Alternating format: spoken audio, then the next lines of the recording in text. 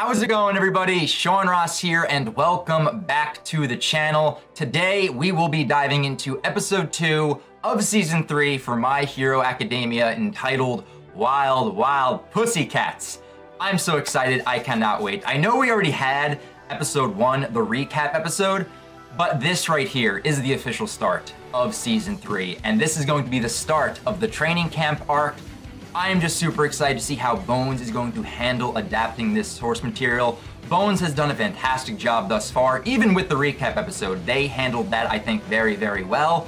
But I'm excited to see where this episode is going to start, where they are going to end. I have a general idea, but I have no fears when it comes to Studio Bones because they handle adapting Horikoshi's material flawlessly. So I'm very excited to dive into this week's episode. But before we do that, I just want to give a big thank you to you guys for all the love and support that has been coming to the channel with my past 2 reactions to season 3. With the episode 1 recap, but specifically with my season 3 opening reaction. I was not expecting that video to blow up as it did. I love getting to talk with you guys down in the comments to share in that excitement. It just brought joy to me. I was like, oh my god, so many people are talking with me. They're joining the channel. We get to talk about My Hero Academia. This is awesome. So I just want to give a big thank you to you guys. I hope you guys just continue on the journey with me as we go through season 3. It's going to be a lot of fun, guys. So without going off on any more than a tangent that we need to, let's dive into episode 2 of season 3, Wild Wild Pussycats. Here we go, guys.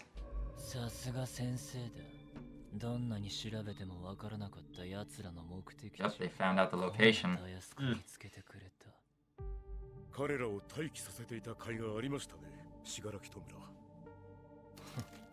all comes crashing down.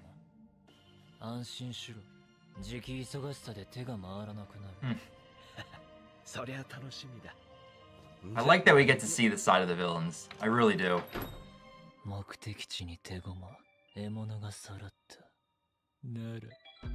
Game start. She's adorable.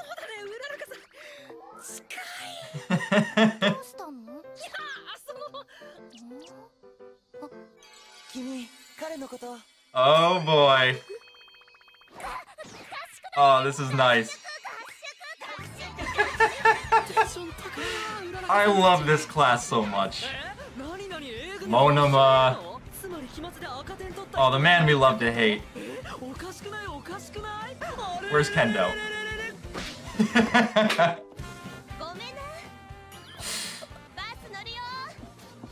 Just carrying him on. Oh my god.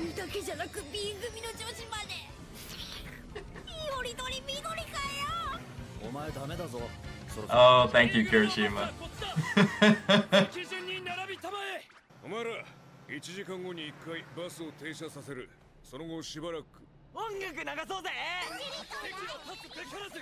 This feels like a class. I love it. It feels like a field trip.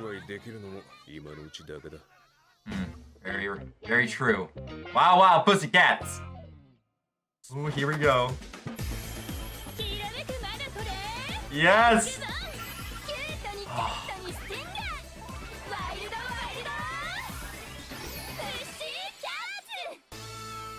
Amazing. Of course, Deku.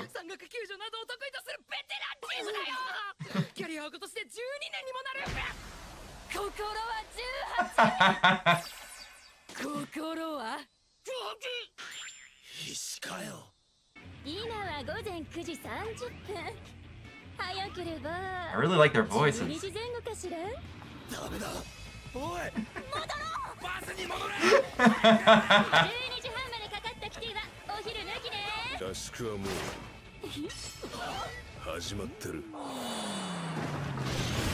It has begun. Look at that. Propels into the forest. The Beast's Forest, left to their own devices. Dragon Quest, really? Oh, Manessa. Look at that thing.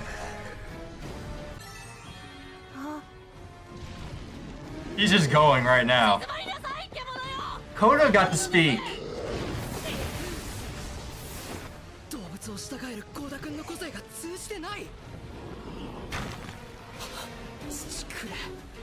It's not real. Ooh, nice detail right there.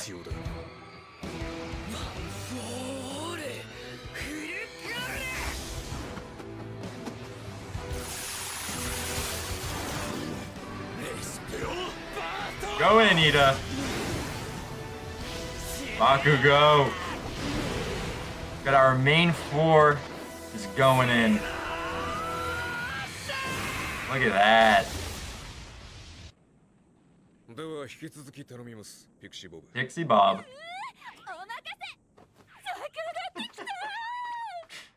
I love Pixie Bob so much.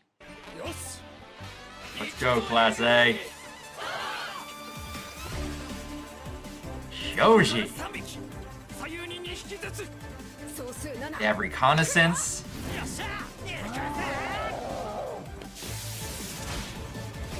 Ooh, Sero taking that down with ease. He has sugar cubes on standby. Everyone is getting their time to shine. Even our sparkly boy.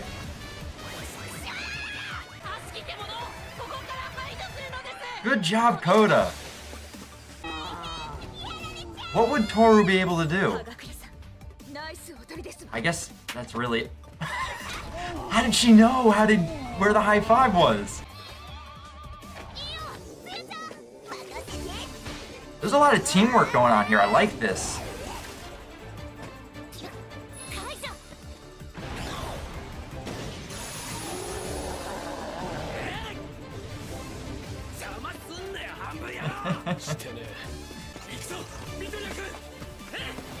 We are back, baby. We are back. She's controlling him. Kota!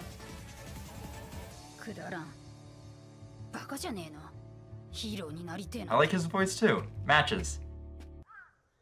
Training camp day 1. Oh, they didn't get back by 12:30. Oh my god. They're gonna make me a furry.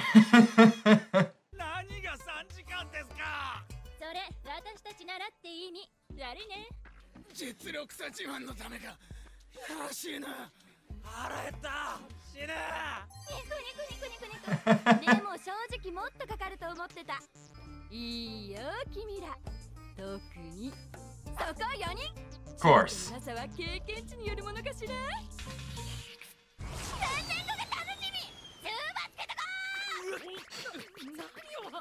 I love you, Pixabob. That marrying age.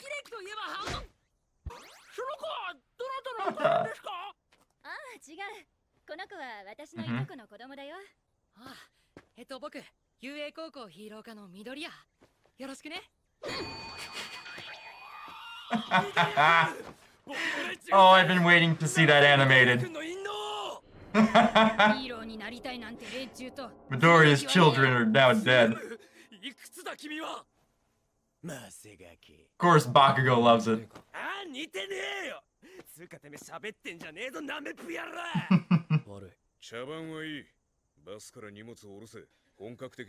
Yep. Eat, rest, and prepare for tomorrow.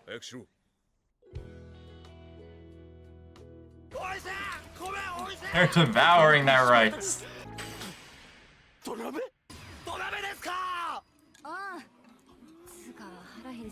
They're so hungry, they're even complimenting the Tupperware. Oh boy. Here we go.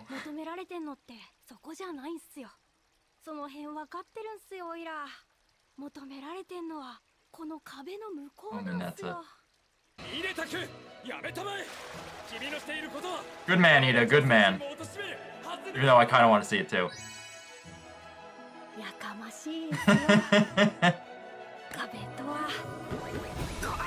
Walls are meant to be climbed over. Plus Ultra. There's Kota. Oh, roasted. Oh, poor Ida. Wow. Wow is right.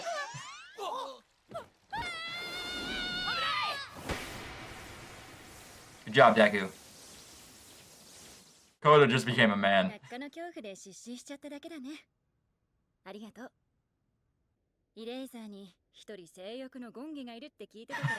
Embodiment of lust. That is a great description. I love that they kept that. Day 2, 5:30 in the morning. Look at Tokoyami, he's like wide awake. The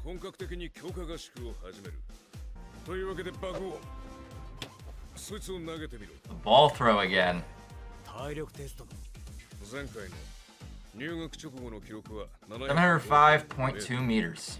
$709.6. Not that much.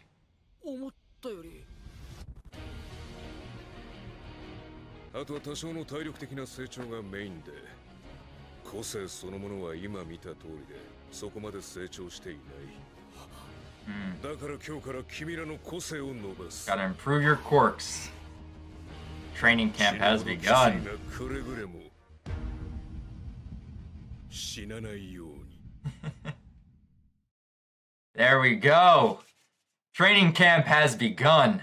MHA, welcome back. End credits. Toga! Easing our villains. Let's go. Okay, that's that is. 会った途端に襲いかかってきたくせに急にボス面始めやがってな。今回はあくまでのろしだ。うつろにまみれた英雄たちが地に落ちる。その輝かしい未来のため。 Go, villains gonna be making their move. And there we have it, guys. The official start of the training camp arc, and technically the first episode of Season 3 of My Hero Academia. I enjoyed the recap, but this is what we have been waiting for. Getting to see Class 1A going to the training camp, learning to strengthen their quirks, so that way later on they can go and try to get their provisional license. I really do love what Studio Bones did with this adaptation, adapting the source material very, very well, leaving a few things out here and there, but complementing the source material with some anime original material that I'm really glad that they did, because that scene in the Beast Forest right there, getting to see all the other students participating and actually taking on these dirt mounds, that was not in the manga. We got to see Midoriya, Bakugo, Ida, and Todoroki go after these beasts, but the other students really didn't get much shine right there. So I am so glad just how much love Studio Bones puts into this adaptation, because we got to see Sero go in, Hiroshima, every single student like Sato, Kota, Momo, Jiro, Toru, everyone got a moment to shine, and I love the fact that Studio Bones added that material in, because that was an awesome section within here, getting to see every single student of Class 1A fight back against Pixie Bob's dirt mound monsters. But speaking about Pixie Bob, Mandalay, and Kota, we got introduced to 3 new characters in this episode. I had been waiting to see the Wild Wild Pussycats get adapted, and it did not disappoint. Just the small details that they had within this episode for the Pussycats, the music that played for their poses, getting to hear their voice actors, they matched up very well. I do like the voice actor choices, but out of the 3, my favorite by far is Pixie Bob. I love her personality, I love her look. Do not get me wrong, Mandalay looks amazing as well, and as Horikoshi has put it, if my memory serves me right, I think he said he loves Mandalay because she's got huge knockers. But besides that point, it's the personality of Pixie Bob that I absolutely love, and I love how, like, her personality, she's getting older in age, so she's kind of looking for a mate. She's looking for a husband, and she just immediately attached herself to Deku, Bakugo, Ida, and Todoroki once they came out of the forest, and she was like, I'm claiming you as my own. That was a great moment to have. And I do like the moment beforehand, before they entered the forest, when she just grabbed Deku's face. It was like, I'm 18 at heart. And he's like, yes, yes, you're 18. Absolutely love that. We also get introduced to the little boy Kota within this episode. And I think it's safe to say that he's got a pretty interesting introduction as a character based on what he does to Deku in this episode. But as we make our way through the episode, we learn more about his character, his strong distaste for superheroes, his tragic backstory, and we will definitely learn more about him as the season goes on based on the preview. But once we dive into his backstory, we become to learn why he has this strong distaste for superheroes. Because at first, you would think a little boy within the world of My Hero Academia would idolize superheroes. At least that's how it is for us. When you're growing up, you're like, Batman's awesome, Superman's awesome, Spider-Man's so cool. But here, we have a little boy who's basically like, I want nothing to do with superheroes. Get that out of my sight. But it all makes sense based on his backstory, because he lost his parents to a villain because they were defending the lives of civilians. And I understand why he hates that, because he kind of views the superhero lifestyle and he blames that for losing his parents. And I think Mandalay and Pixie Bob kind of put it best. It's like, how do you console a little boy at that age and tell him why his parents were gone, what they ended up doing? How do you console him in that manner? So he's just gonna grow up thinking like, the superhero lifestyle cost me my parents. I don't want anything to do with that. So I totally understand where this episode was coming from with that. I think it was handled very, very well. And we will definitely dive more into the character of Kota later on in the future episodes of season 3. But this episode really does go to remind me why I love the classroom aesthetic of My Hero Academia. It just feels so relatable, getting to see all of the students within Class 1A interacting with one another, but also when they talk with Class 1B, it just feels like a normal class about to go on a trip. That scene when they're on the bus and they're all sitting next to their best friend, essentially, they're all loud, making noise, and you have Aizawa up front where he's basically like, this is gonna be a long, long week. That really did remind me of when I was in school and I would go on field trips with my class, because it just brought me back to those days. It felt relatable within that moment. But another very small detail and a very small scene that I really did enjoy, and it makes me laugh every time I read it in the manga, it's when the students realize that they are about to make the trek to the campsite. They got dropped halfway and they're like, okay, everyone, back to the bus, and they book it. I love that scene so much. It might be a small scene for some, but I just love getting to see that small scene animated within here, because it's just one of my favorite small moments within the series, because I can relate so much to that moment because these characters feel real in that one instance. We also had two scenes within this episode that I think manga readers have been waiting a long time to see get adapted. The first one being getting to see Deku punched in the scrotum by Kota. I think Studio Bones handled that scene very, very well. I loved how it was animated, and just the look and the animation used there, very well done.